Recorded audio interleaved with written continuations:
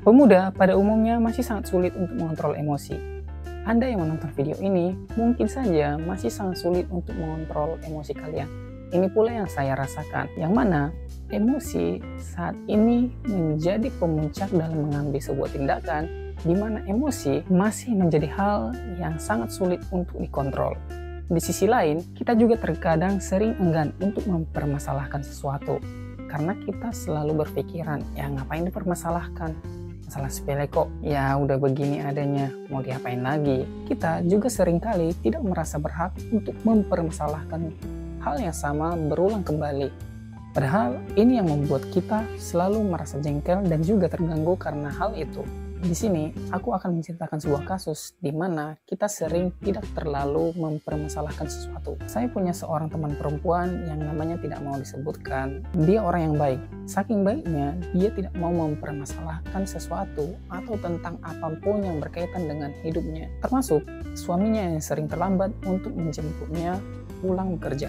Dia sering sekali menunggu lama, melebihi waktu yang diperkirakan cukup bagi suaminya untuk menjemputnya. Tapi, karena tidak mau berdebat atau bertengkar, dia tidak mengatakan apapun tentang perasaannya. Setelah berbulan-bulan lamanya, hal itu terjadi, dia dengan sabar menghadapi ketidakbijaksanaan suaminya. Tapi, lama-kelamaan semakin membuatnya jengkel, hingga suatu hari, dia mengulti semua kesalahan suaminya, sehingga membuat suaminya ini hanya bisa terdiam.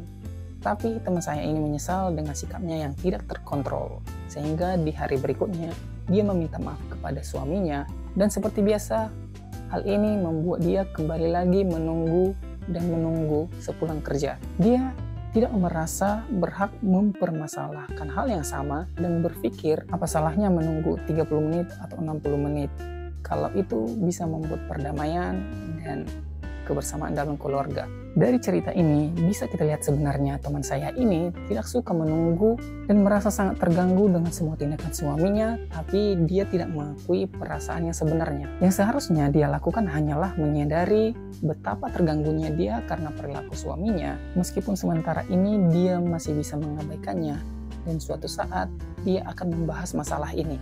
Kalau saja dia berpikiran bahwa dia tidak tahan dengan perilaku suaminya, maka secepatnya dia akan membicarakannya.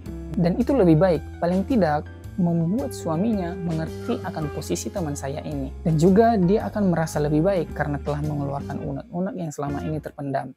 Tidak peduli apa yang akan timbul nantinya setelah semua hal ini tersampaikan. Ada hal lain lagi yang sebenarnya bisa dilakukan oleh teman saya ini, yaitu memperingatkan suaminya bahwa dia akan jalan kaki untuk pulang kalau tidak dijemput dengan tepat waktu. Saat hal itu terjadi dan kemudian benar-benar melakukan peringatan itu, hal ini akan membuat suaminya paham bahwa ini masalah yang sangat penting. Bagi sebagian orang, menunggu atau terlambat bukanlah masalah yang besar, tetapi tidak bagi orang lain. Saat kasihan kepada diri sendiri, sering kita selalu mengalah kepada orang lain, sehingga timbul pertanyaan, kapan aku harus mengalah dan kapan aku harus bertahan? Jawabannya adalah, mengalahlah pada persoalan yang menimbulkan masalah kecil bagimu, dan bertahanlah pada persoalan yang menimbulkan masalah besar bagimu. Kadang kita bisa hidup dengan sebuah kompromi, kadang juga tidak. Jadi ikuti saja perasaanmu. Banyak sekali orang masih sangat sulit untuk memutuskan mana yang paling penting. Cara terbaik untuk mengukurnya adalah coba tanyakan kepada dirimu sendiri. Apakah kamu bisa hidup dengan frustasi? Atau hidup terus-menerus mengalah sampai akhirnya kita meledak? Sekian video kali ini, semoga bermanfaat buat teman-teman yang mendengarkan. Mengalahlah pada waktu yang tepat. Sampai jumpa.